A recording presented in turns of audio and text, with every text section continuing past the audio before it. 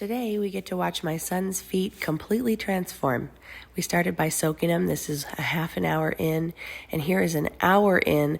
Look how much water this skin takes up, and it's time to take it off. What is this? What could this be? Why does it grow this way? Can't you use callus remover? Can't you use foot peels? Can't you use any medication? Is there any cure? I'm going to answer some questions while we watch me take off this skin.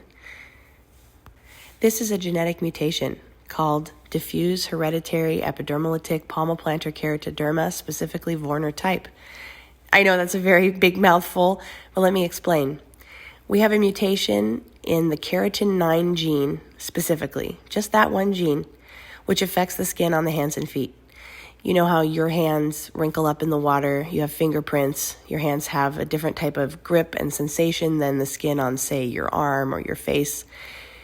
That gene affects that skin specifically, and it causes us to overproduce keratin at wild rates compared to the normal skin. And so this buildup, this just is our regular skin. It's not a callus sitting on top of quote-unquote normal skin. It's not something we can just take off and get down to something normal and have not come back, nor is it a fungus or an infection. It's not an inflammatory issue or something to do with the immune system, such as eczema or psoriasis and other conditions like that. This is our skin. So what can you do? Fortunately, it absorbs water very well, just an hour in the bath or in a soak such as we just did, and you can see it puffs way up and gets filled with water, which makes scraping it off really easy. Typically, I do soaking and scraping in different sessions, but my son is 6 and has no patience for this sort of stuff. So generally we do it all in one go. Today I started with soaking and scraping, and now we're on to the callus shaver, taking off all the rest of the callus. And as you watch me go, you're going to think, surely we must be at the bottom, but there is no bottom. It's a comfort level and personal preference thing. You just keep shaving it down until it's very flexible and feels really normal. This is a callus shaver by Credo. You can find them on Amazon. It uses replaceable razor blades, and the first tool was a pedicure knife. Cleaning up his toes. He's starting to feel really good. If you see him fussing and fidgeting, that's because he's 6 and he's bored.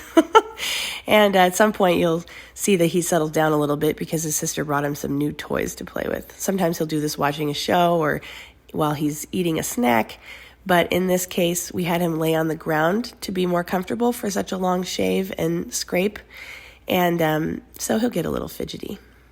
After the shave is done, I'm lotioning and I'm coming back in with the shaver to do a more fine, smooth shave to get it as comfortable and normal feeling as possible. Does it hurt? No.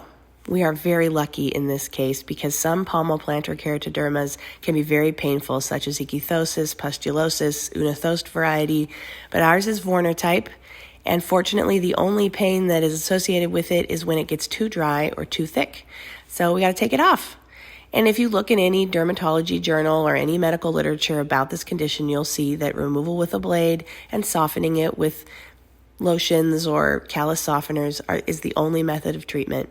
It is a genetic disease, not a contagious disease, not an immune system disease.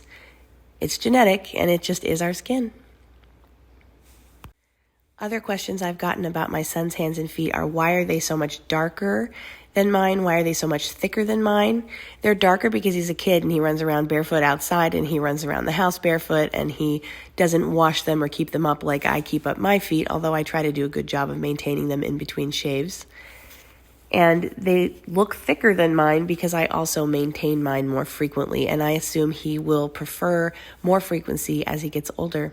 Indeed, after this shave, he asked me if we could do his hands again soon, which is the first time he's ever asked me to do them preemptively. So I think we're getting to a point in his life where he's going to start making requests to do it more often. And up until this point, I've just done my best to stay on top of it when he will let me.